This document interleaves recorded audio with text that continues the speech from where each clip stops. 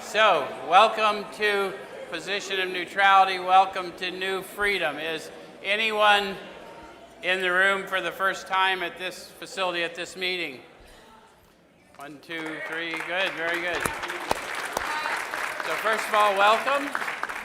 And second, let us warn you in advance. You're liable to experience us just a little different than other meetings of other fellowships you may have attended. The primary reason that's liable to happen is that we intend for you to have a very different experience here. What we do here, we've been doing for lots of years now. We take a look at the suggested instruction for a step or so a week directly out of this book. And we use this book in 12-step recovery. Why?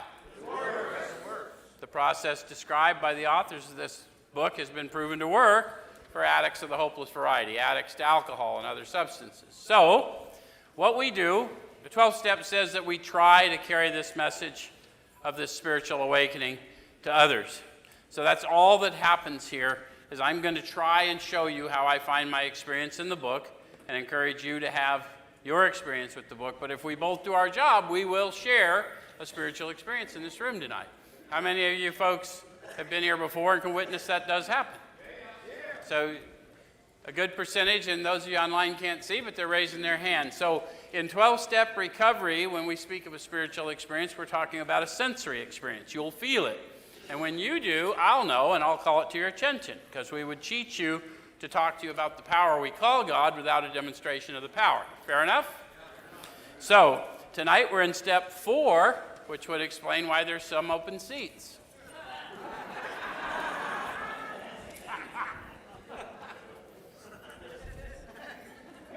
No? No one ever feared a 4th step?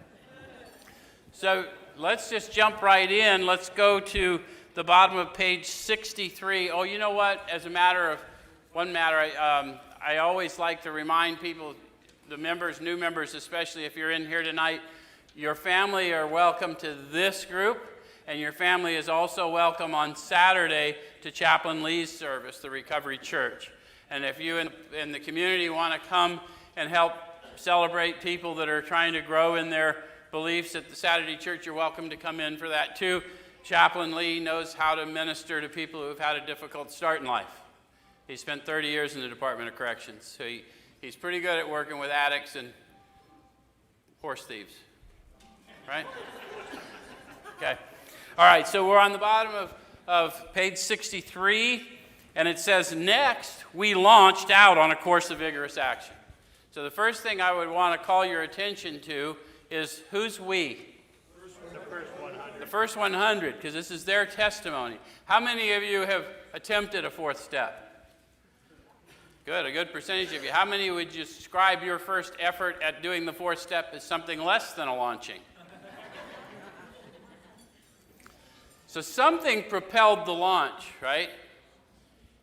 Okay, so lack of power was our dilemma. So it's entirely possible that we hadn't explained the encounter they had well enough in 2 to empower the decision in 3 to get the required launching. Does that make sense? Yeah. So if people don't launch, we simply have not called their attention to the encounter they had, right? Not with me or with you, but with the power that we shared when we embarked on the decision, right? Because we're going, okay.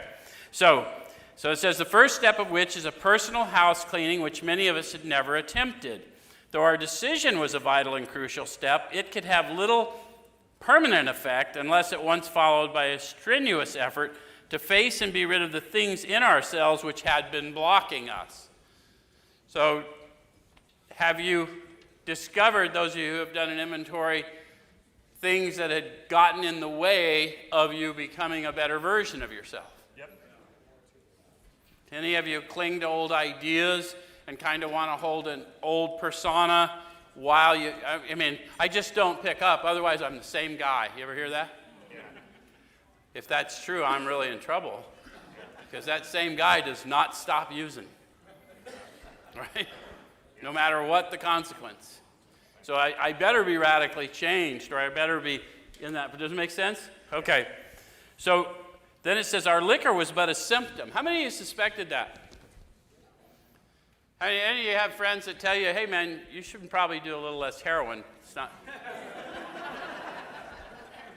it's making you a little glitchy. And you think, my problem is not heroin, my problem is your attitude about my heroin. Yes. True. Because it was necessary for life. My alcohol, my methamphetamine, I'm trying to make it light, but we are kind of silly, right? But how many of us had that right? My alcohol and drugs were a symptom of an underlying malady. I learned that later. They were my solution. They were the power to live. Yep. Anyone else get? Oh, yeah. And then when that turned on me, those synthetic powers, then I really was screwed. Yeah. Because now I had no solution. Okay. So it says that it could have little permanent effect unless we made a strenuous effort to face and be rid of the things in ourselves which have been blocking us. Our liquor was but a symptom, so we had to get down to causes and conditions. So we agreed in our unmanageability. We couldn't make a living, full of fear, right? We saw that in the step 2 introduction. And so now we need to go get armed with the facts about ourselves, because those things have been obscuring my consciousness, my awareness of being aware of the divine being within me. Does that make sense? Yeah. Okay. So, therefore, we started upon a personal inventory. Can you see why, therefore, they would start? They knew I need power, peace, happiness, sense of direction flowing into me. I need it on a progressive basis, and it's been obscured by my pomps, calamities, and worships. And I've got to find out what those are, cast them out, and then go witness to others to keep them cast out. Yep. Does that make sense? Yep. Okay. So this is me going to find that out. So a business which takes no regular inventory usually goes broke. Any of you run a business and got broke? Okay. Taking a commercial inventory is a fact-finding and a fact-facing process. It's an effort to discover the truth about the stock in trade. One object is to disclose damaged or unsaleable goods, to get rid of them promptly and without regret. If the owner of the business is to be successful, he cannot fool himself about values. We did exactly the same thing with our lives.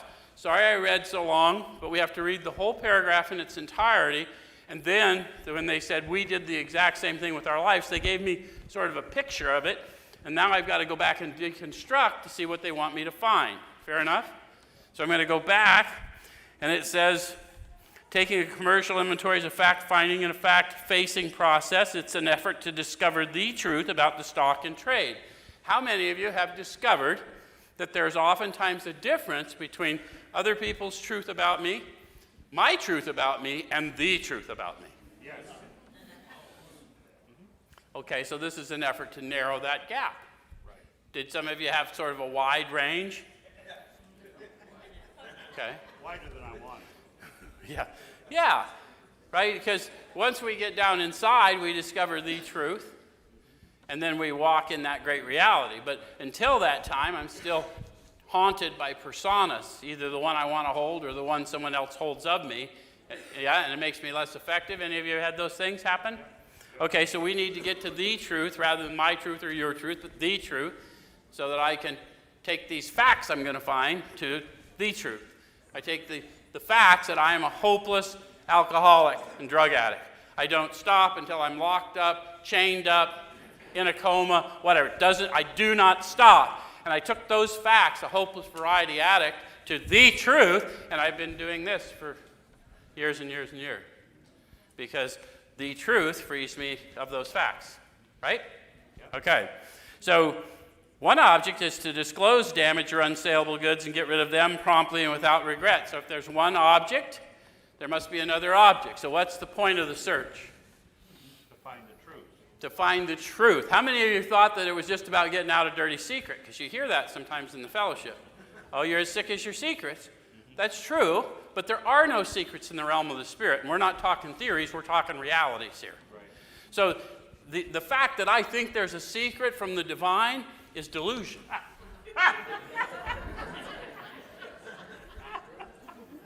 Got me? Yeah. So what I'm trying to do is, through all that crap, calamities, pomps, and worships, I'm trying to get down to the truth within me. Power and purpose. How many of you have had a spiritual awakening as a result of the steps of working with others?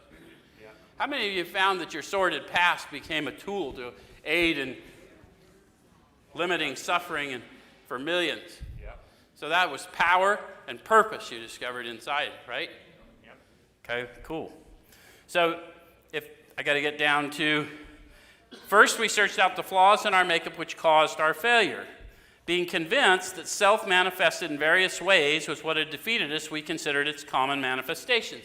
So they're assuming I'm convinced, or I said I was convinced, and so they said being convinced. So when did they ask me if I was convinced?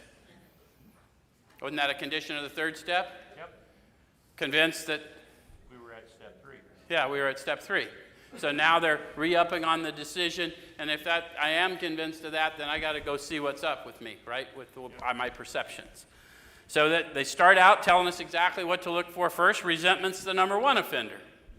It destroys more alcoholics than anything else. What's it? Resentment destroys. I've heard people joke about resentment. Resentment is a killer of humans in general, but particularly a killer of people with addiction issues. From it stem all forms of spiritual disease, for we've been not only mentally and physically ill, we've been spiritually sick. When the spiritual malady is overcome, we straighten out mentally and physically. That's a profound promise. How many of you kind of had it twisted for a while till someone introduced you to this manner of living? Because if I just don't pick up no matter what plan, and I haven't done anything spiritually, I'm going to be drunk or miserable or both pretty soon. Because that's just the way I roll. Okay, so I'm going to have to take care of the spirit because, see, I had a spiritual deficit which I filled with bottled spirits. And then I escaped me because that spirit allowed me to get free of me. I was not limited when I drank and used drugs. I mean, I didn't think I was, which is the same. So it tells us that in dealing with resentments, we set them on paper. What is that changed behavior for you? Yeah. So how did you used to deal with resentments before you learned? Bar stool. Sean shared them on the bar stool with anyone who would listen. Anyone else? Any of them go to work and share your resentments? So what we're going to start doing is quit poisoning our atmosphere and start getting ready to cast this stuff out, right? We're going to own it and then, okay? So it says we listed people, institutions, or principles with whom we were angry. We ask ourselves why we were angry. I would suggest, just like they've always done in AA fellowship, probably, do it one at a time. This is the institution I'm angry at. This is why I'm angry, because if you just get a long list and try and fill it out, eventually you'll start seeing similarities and you won't really get the full disclosure of what's driving you. So anyway, in most cases it was found that our self-esteem, our pocketbooks, our ambitions, our personal relationships, including sex, were hurt or threatened. So we were sore, we were burned up. So how many of you had those discoveries? Yep. That relationships could sometimes end in disappointment. And sometimes we were disappointed because they wouldn't end, right?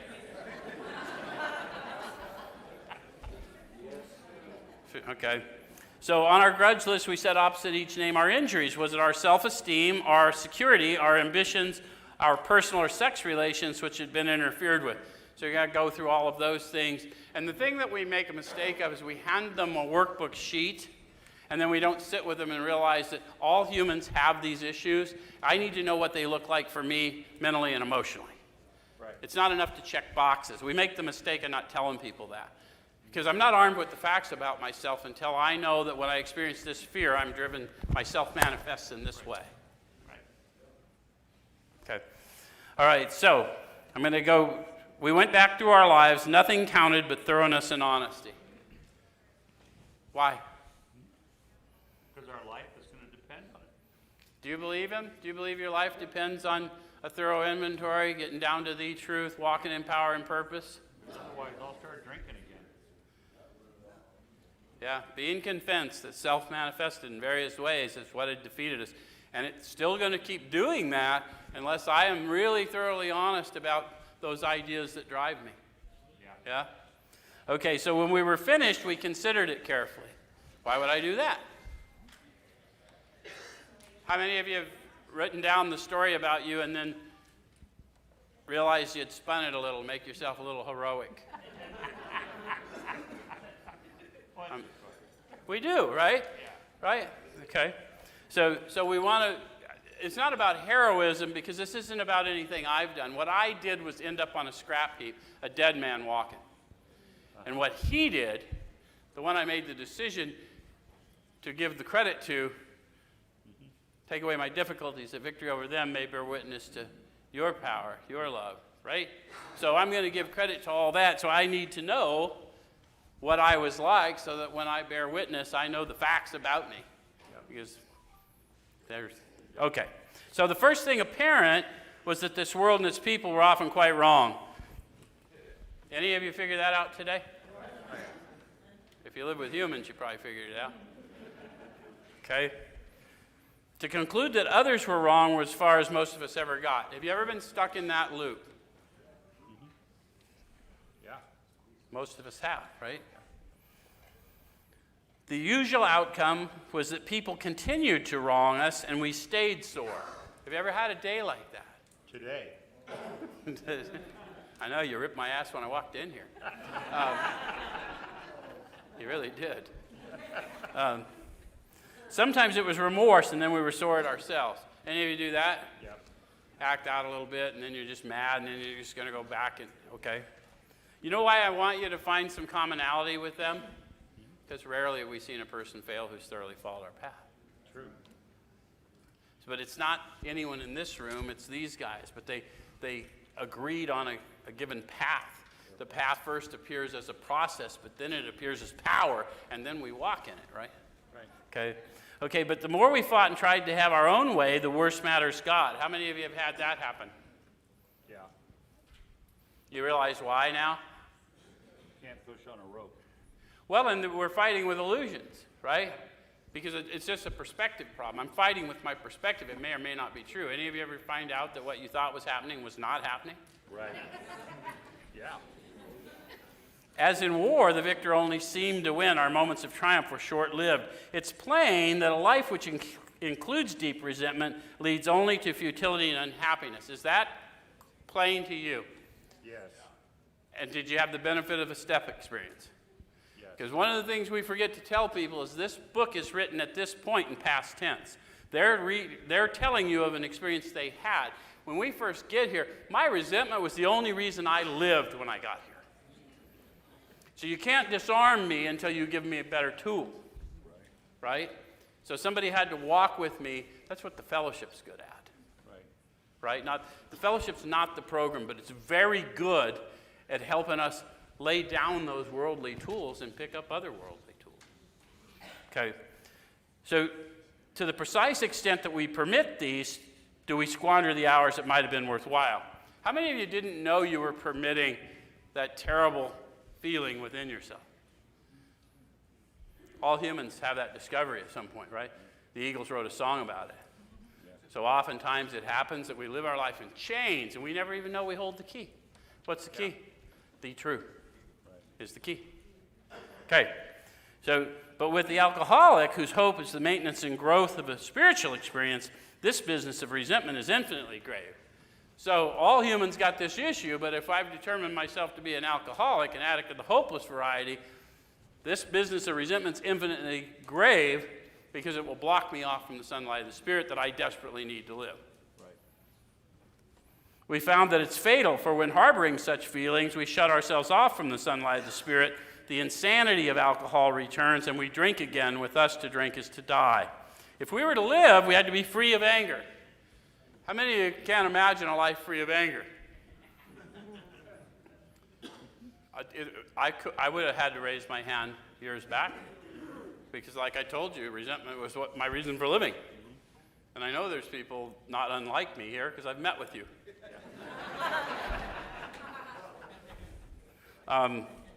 But we do get periods free of anger, and when we learn to discipline our thinker, we don't allow it to take control. And we find that we're empowered to be kinder than we feel like being. Yep. And eventually we start even thinking differently. Yep. Any of you had people, as you've grown in this thing, tell you how you should feel when you don't feel that way? Yeah. You should really be angry. Yeah, I don't want to. Keep growing in the Spirit, it'll happen to you. Yes. Okay, so the grouch and the brainstorm were not for us. So what do they mean by that? Those are old English words. Any of you ever found out how kind of cranky you were? Did you ever get mad at yourself for how cranky you were? Come on, who's been walking and you're like, pretty soon you know, oh, I really am bitchy. Screw me. Lock me up, right? Have you caught yourself doing it? How many of you had to have someone call it to your attention? What's the matter? What's going on? Nothing! It's Monday. So that's the grouch, and of course the brainstorm is, that sudden burst of energy. You ever just take off in a position without really thinking it through? Uh-huh. Got a really bright idea and just launched out on a course of vigorous action without fully considering the consequences of said action. So those things are not for us because, well, we know. So they may be the dubious luxury of normal men, so what do they mean? People that aren't alcoholic. And what does dubious mean? Yeah, if they want to run away like that, at least they won't burn the house down over it. Yeah. They'll probably go home eventually. I'll go live under a bush. Okay. So, but for the alcoholic, these things are poison. So we're separating ourselves from humanity in, not that I'm not going to be human and they're not human, but that my alcoholic condition requires that I maintain a higher spiritual consciousness. Or I'll be too sensitive and I'll have to medicate. All right, so we turn back to the list, for it held the key to the future. What's the key to the future? The truth, that power to live, right? We were prepared to look at it from an entirely different angle. Why? Because the old angle was not working. Something changed in us when we encountered that power, right?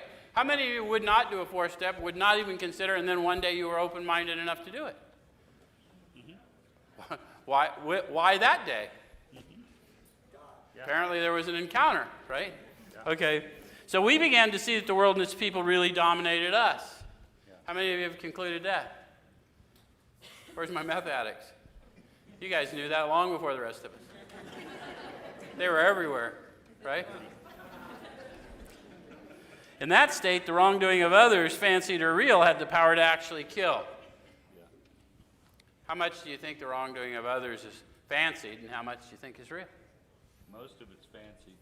Yeah, I would think so, because I doubt if any of you think about me quite as often as I think about me. You're probably busy thinking about you, and we just bumped into each other. How about you people that are more spiritually enlightened, and you know it's their fault?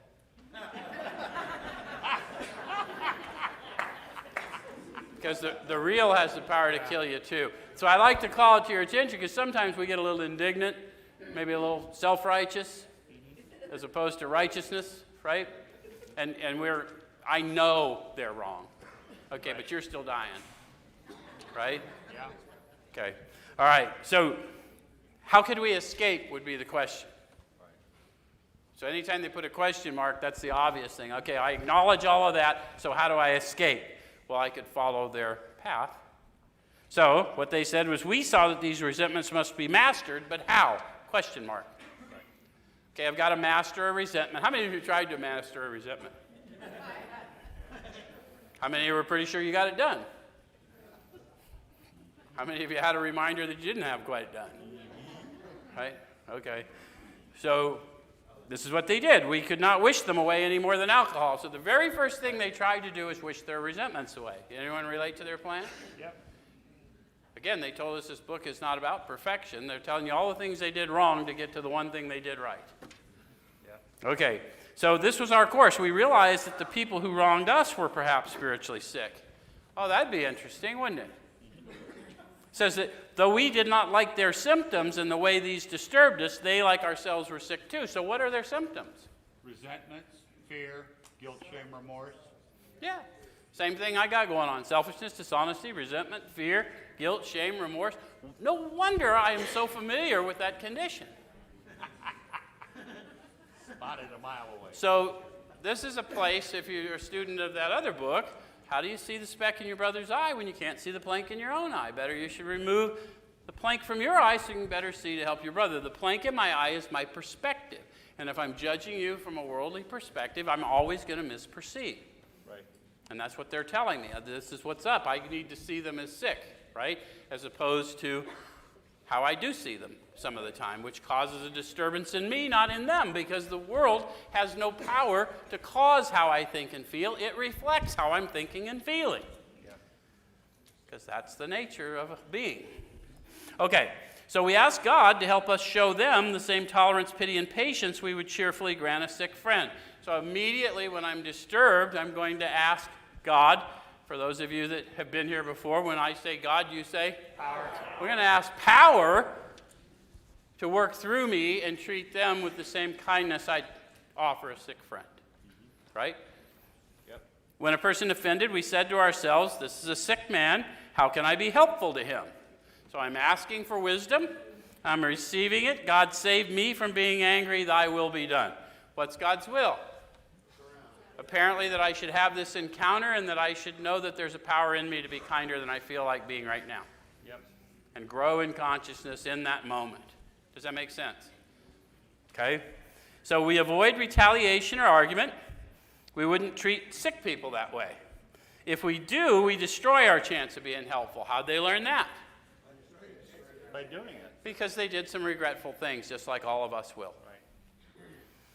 We cannot be helpful to all people, but at least God will show us how to take a kindly and tolerant view of each and every one. Claim that promise. Yep. How many of you just desperate? You won't even sit in these rooms if you don't have a heart to help. So how many of you have a desperate heart to help, but sometimes you want them to take the help you want to assign as opposed to hearing what help they want? Because sometimes in our effort to do that, we assume we know their need, and God knows their need, and I haven't listened to God or them yet to see what the specification is. Any of you ever do that? But even if I can't help, God will show me how to take a kindly and tolerant view. So no matter what, I get my spiritual awakening as the result of these steps if I get into discipline. Does that make sense? Yeah. Okay. So, and it says each and every one. Sometimes we walk around and it seems like we've fallen into a bucket of assholes, huh?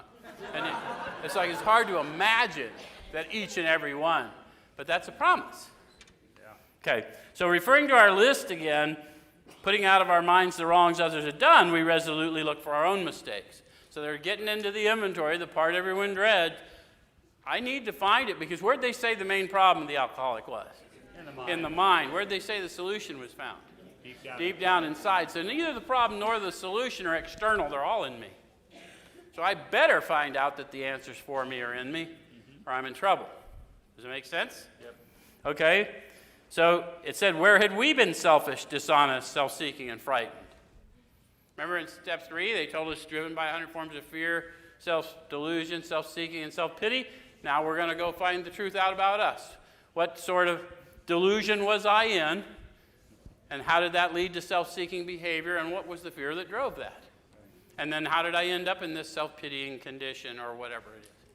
Right? So I'm going to know all about how myself manifested so I can be a proper witness to the power. Okay? So though a situation had not been entirely our fault, we tried to disregard the other person entirely. Notice the word tried. How many of you had trouble disregarding the other person? Yeah.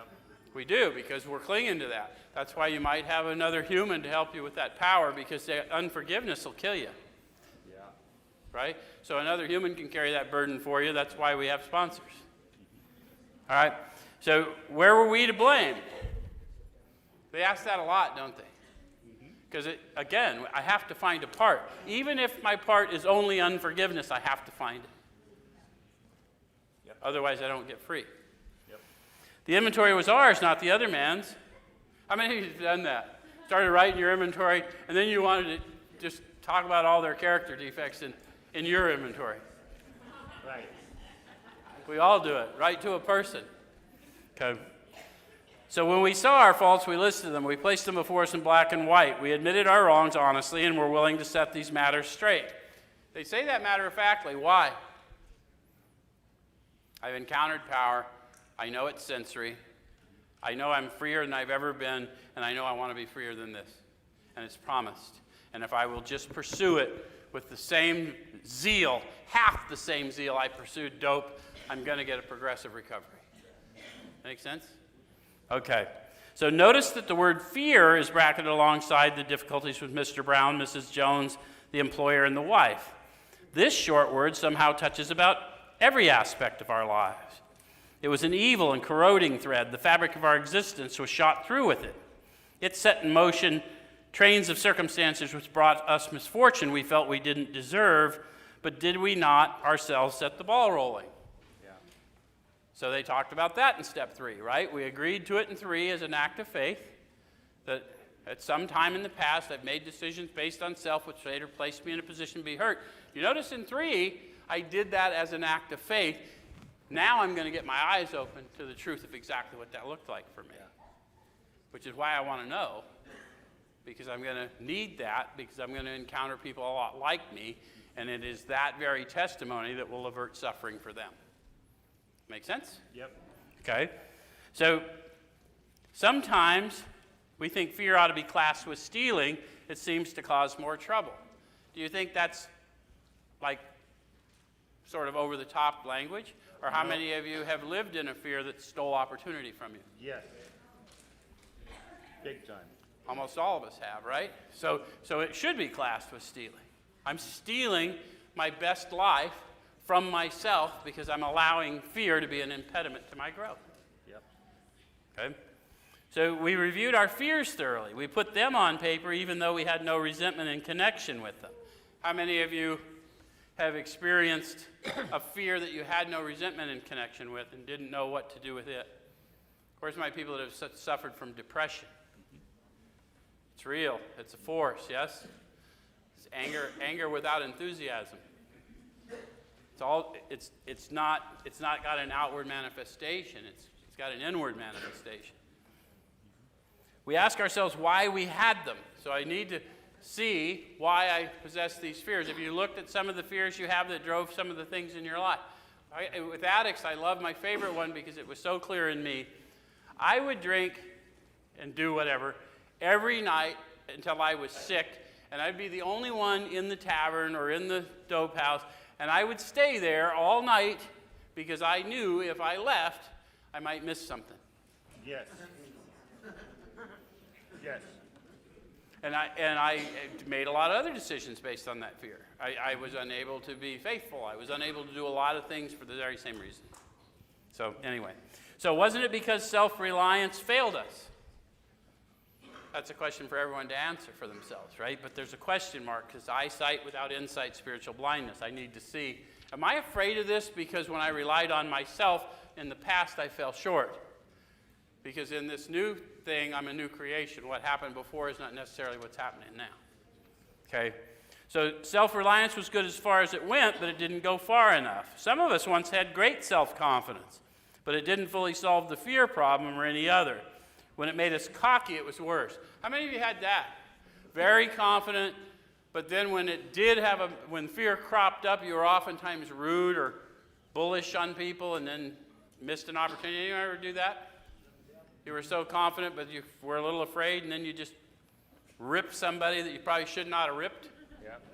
Those are kinds of the manifestations we might see. So perhaps there's a better way. We think so, for we're now on a different basis, the basis of trusting and relying upon God. When I say God, you say what? Power. So I'm going to trust and rely upon this newfound power within me, right? So that you don't get out in the weeds thinking theologies and, oh, the Christians hurt me, and let's stay away from all of that, and let's just talk relationship. What's relationship? I converse, I understand based on what I'm hearing back, and I'm changed in the relationship, yes? Okay, so perhaps there's a better way. We think so, for we're now on a different basis. Oh, I did that, trusting and relying upon God. We trust infinite God rather than our finite selves. We're in the world to play the role He assigns. So how many of you have to admit that at times it seems that we've got a rather shitty assignment? Yes. Almost all of us, to a person. When things start going dim, it's like, why me? Anyone? Uh-huh. Yeah. But it's the wrong question. Who better than me to play this role? I've been prepared all my life for this moment. Right. How many of you have learned that? Yeah. Have you not survived 100% of the nonsense you've gone through to this moment? Yeah. How many of you have been through a whole bunch of nonsense? I should see every hand in. Just to the extent that we do as we think he would have us and humbly rely on him, does he enable us to match calamity with serenity.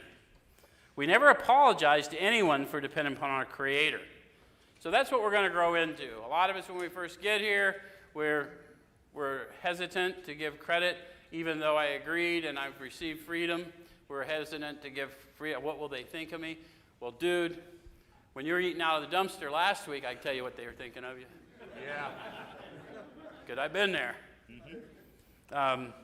We can laugh at those who think spirituality the way of weakness. Paradoxically, it's the way of strength. So it's not a weakness to say I'm reliant.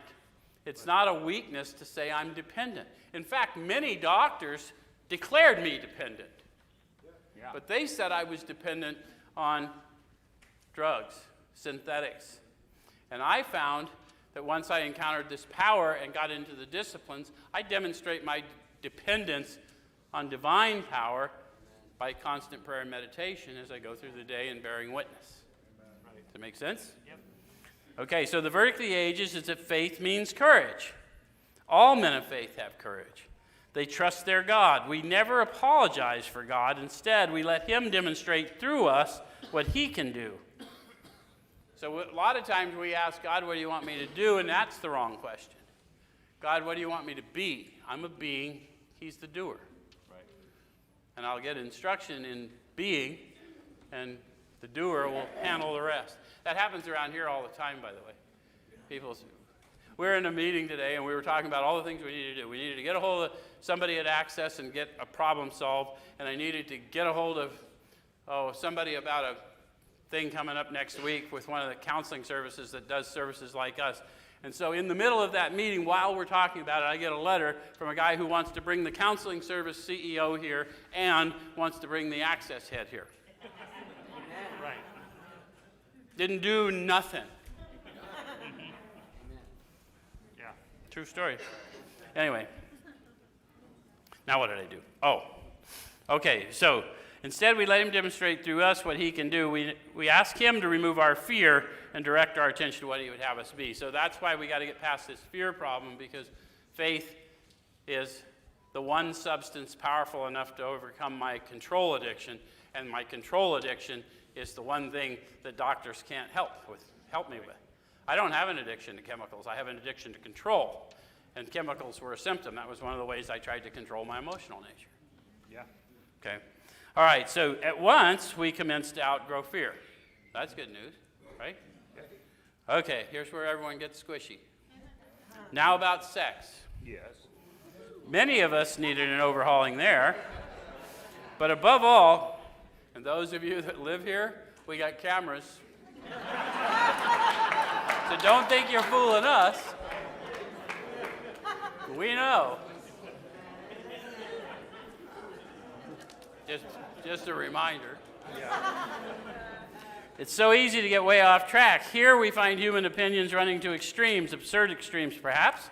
One set of voices that cry that sex is a lust of our lower nature, a base necessity of procreation. And then we have the voices who cry for sex and more sex, who bewail the institution of marriage, who think that most of the troubles of the race are traceable to sex causes. They think we do not have enough of it, or it isn't the right kind. Have you guys ever found yourself on that plane when you're in a new and exciting relationship? You found yourself there twice a week. What are you doing? They see its significance everywhere. One school would allow man no flavor for his fare. The other would have us all on a straight pepper diet. So how many of you have been on both sides of that equation? They told us that they discovered that as alcoholics, they were a bit extreme. If I find myself for procreation only and not enough, not the right kind, oftentimes in the same 24 hours. Anyone? Yeah. You're hiding. What? No, If you don't see feathers, it's just not. Yeah. Okay. All right.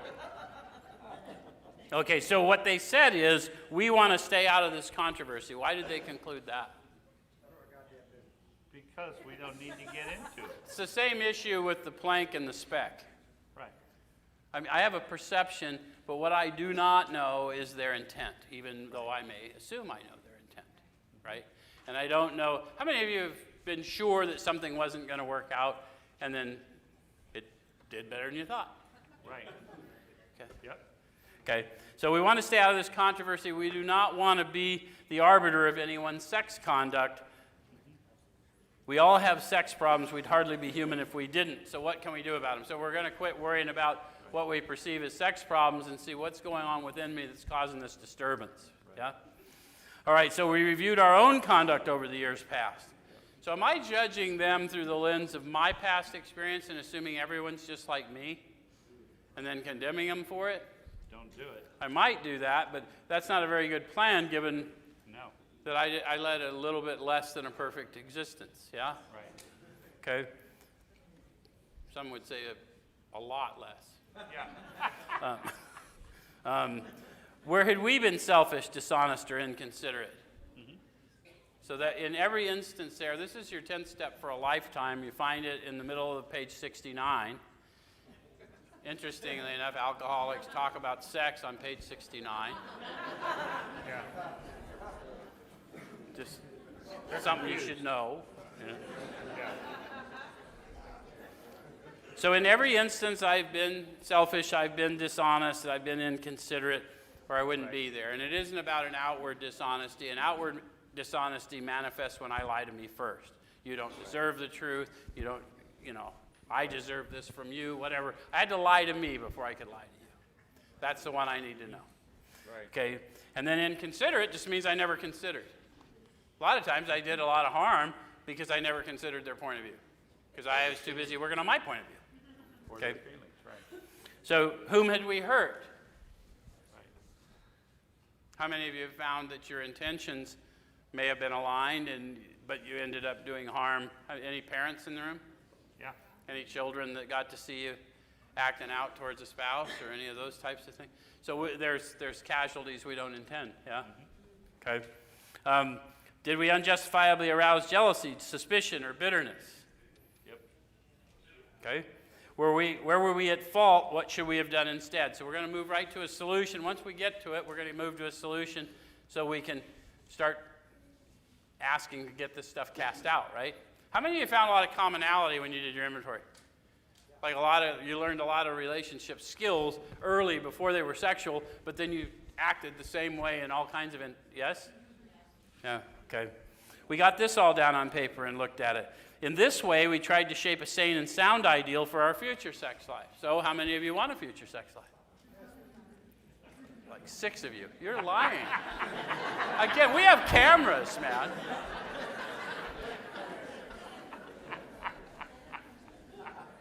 Okay, those of you who don't want to admit to wanting a future sex life, if you were to have a future sex life, would you like to have a sane and sound ideal for it? Yeah. Okay, let's work on sane and sound instead of, right?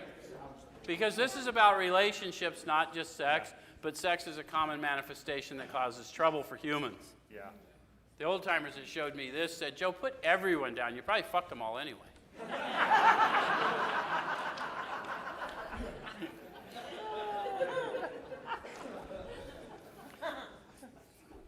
I think they were trying to make a point. I don't think they were bragging for me, Sean. So we subjected each relation to this test, was it selfish or not. How many of you found out you weren't the best judge of your own intention and action, whether it's selfish or not? Yeah. That's why we need a power greater than ourselves. How many of you had an intention to get sober long before you could manifest any outward action to show it? So we're terrible judges of our own intent, right? We don't think we're mentally ill, but it's grave emotional and mental disorders. I are one. Yeah. Okay, so we ask God to mold our ideals and help us live up to them. I'm going to have to know that God's real. I'm going to have to know that God's tangible, sensory, and that He is a rewarder of faith. I'm going to have to know that, or I'm not going to do this. Right? So we remembered always that our sex powers were God-given and therefore good, neither to be used lightly or selfishly, nor to be despised and loathed. Whatever our ideal turns out to be, we must be willing to grow toward it. Why do they use the word must there when they told us this was a suggestive program? Seems weird, doesn't it? Must has more than one meaning. You wouldn't want to do anything else? It's a no-brainer. Right. I would not have uncovered all this garbage to get to the truth if I did not want to grow from here to this other place they told me I could go. Rocketed into a fourth dimension of existence, which I hadn't even dreamed possible, Right. he said. Right. And if I didn't know that and didn't believe that, so I unearthed it, and I must be willing to do something about it, or I wouldn't have gone through that. Does it make sense? So Yes. of course you're ready. Your mind may tell you you're not ready, but you wouldn't have got this far if you weren't. True. Okay? We must be willing to make amends where we've done harm. Same use of the word must. It's not a rule, but I have to do this to get free of me so I'm free to be me. Right. Yeah? Okay. So, provided that we do not bring about still more harm in so doing. In other words, we treat sex as we would any other problem. Hence the old-timers telling me that. Any other problem is the same relationship. I'm giving more power to the external than the internal. Any of you ever do that? Yep. So to give you an idea, there was a time when the halfway houses would send you out to work. They'd take your money until you were all paid up in rent. And I would work with guys at halfway houses, and they would get paid up in their rent. And they're like, they're going to give me money this week. Will you hold my money because I'll get high? I said, no, but what I will do is sit down and inventory your relationship with money, because right now money's your higher power. How many times did you get high with no money? Oh, all the time. Okay. Right. You ever been? So money got nothing to do with it. Okay. Anyway, in meditation we ask God what we should do about each specific matter. The right answer will come if we want it. So this is serious stuff, getting this relationship thing figured out, because my relationship with Creator is my relationship with creation. Yep.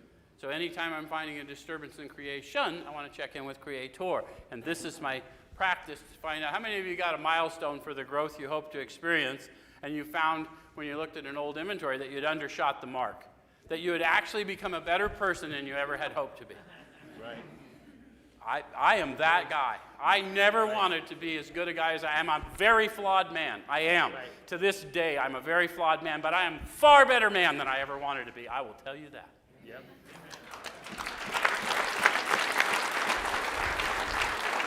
So God alone can judge our sex situation. Who?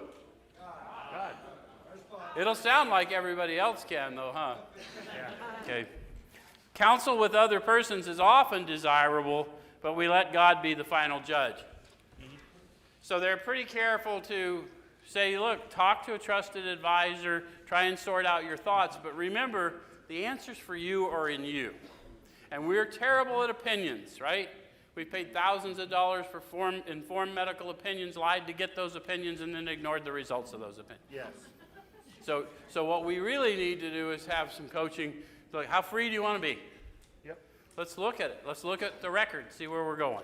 Okay, we realize that some people are as fanatic about sex as others are loose.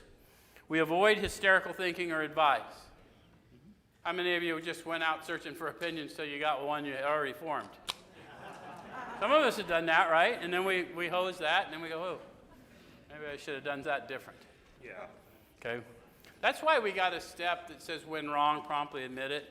Because the freedom of the Spirit is if you mess it up, then you get to stand at a podium and tell people how you messed it up and God straightened it out.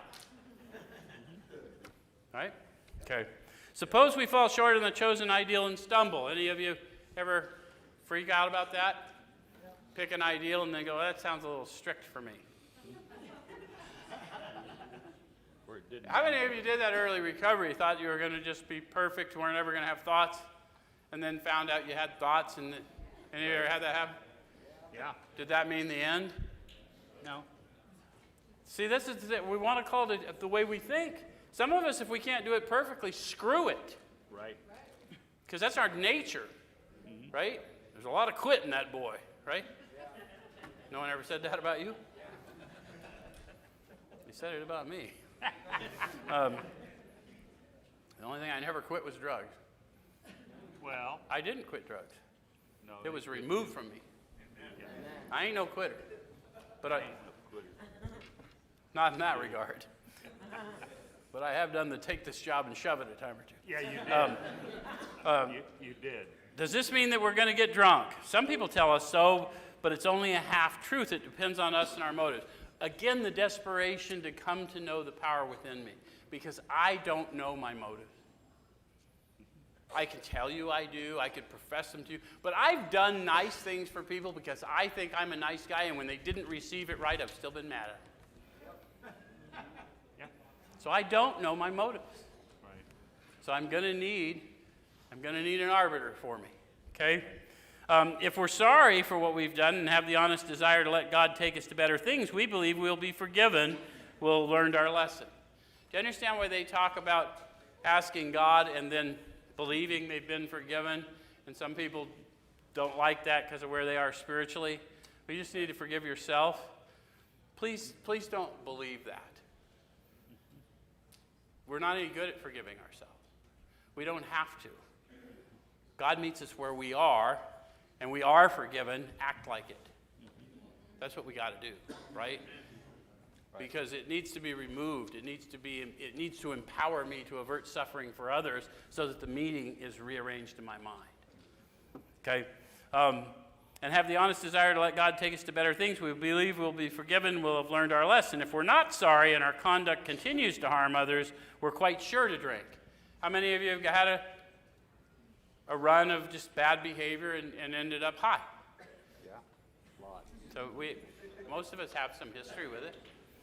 So we're not theorizing. These are facts out of our experience. Yep. To sum up about sex, we earnestly pray for the right ideal, for guidance in each questionable situation, for sanity, and for strength to do the right thing. So what they're suggesting is before you enter into any intimate relationship, make sure that your relationship with him is right and take him in consciously. Amen. Yep. And then do what it's indicated, right? Right. Okay? If sex is very troublesome, we throw ourselves the harder into helping others. Where's my people working with others? They're the people for whom sex is very troublesome.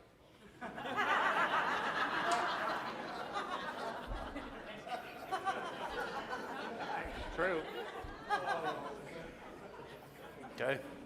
So we think of their needs and work from this takes us out of ourselves. It quiets the imperious urge when to yield would mean heartache. Do you ever find that out? One of the things we do bad in fellowships is go to a meeting and tell somebody your trouble.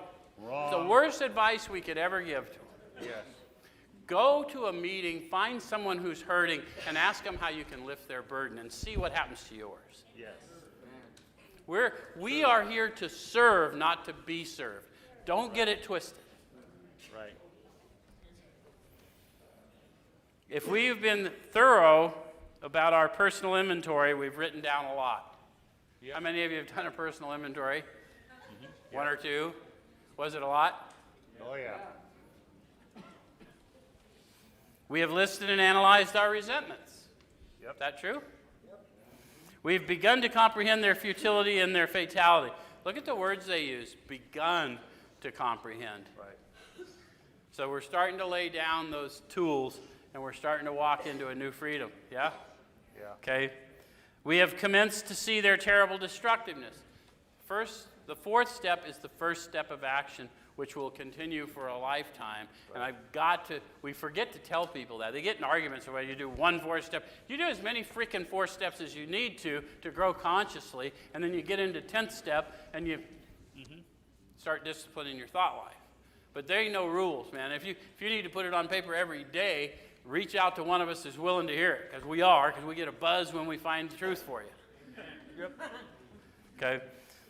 Okay, so we've begun to learn tolerance, patience, and goodwill toward all men, even our enemies, for we look on them as sick people. Is that starting to happen for you? Yes. We've listed the people we have hurt by our conduct and are willing to straighten out the past if we can. So they're telling us the condition of a thorough fourth step, aren't they? Right. They're starting to tell us, because we're starting to move into the manner of living now. In this book, you read again and again that faith did for us what we could not do for ourselves.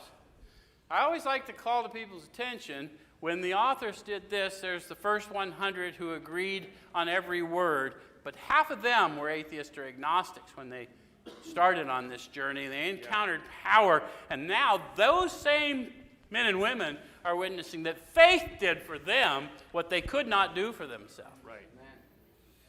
Right.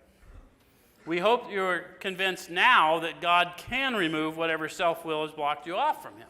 Yep. So for those people, they said that they were very troubled with the thought, but their experience showed they need not be disconcerted. So if you're sitting there with doubt, okay, go through the process. The doubt will be removed by the experience. All you've got to have is the capability of being honest with yourself. Am I restless, irritable, and discontent, or am I feeling a flow of the Spirit? And which do I prefer? Yeah. It's kind of a no-brainer. I prefer a flow of the Spirit. So when I discover restlessness within me and start spraying it out on the world through my perspective, the thing to do is discipline the thinker.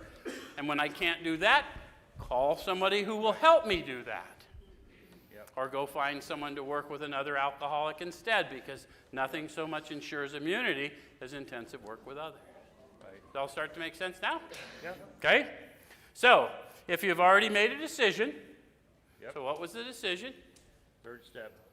Third step, whatever you said in the way of a prayer, and you're now empowered, and now you've produced an inventory. How many of you all of a sudden got power and produced an inventory and didn't even know that happened? Tammy's sitting here tonight. She had such a day once upon a time. Had no intention of doing an inventory, did you, Tammy? I thought I was going to get a call from somebody else. And the next day she called me. She goes, Joe, my inventory is done, and I want to go over it with you. I said, we weren't even doing your inventory. But she was in the room for the prayer. Anyway, it's true. True story. And I laugh when I see her sitting here doing it, because it was funny. It wasn't as funny in this room, but it was fucking hilarious. All right. So if you've made a decision in inventory your gross or handicaps, then you've made a good beginning. So they're just talking about, I'm just starting out in this manner of living. Much more is going to be revealed, right? And it's a progressive freedom. That being so, you've swallowed and digested some big chunks of truth about yourself. Yep. Is that true for you? And those of you that are contemplating it, the reason we do it is to get free of ourselves. That's it. So next week we'll look at 5, 6, 7. Thanks very much.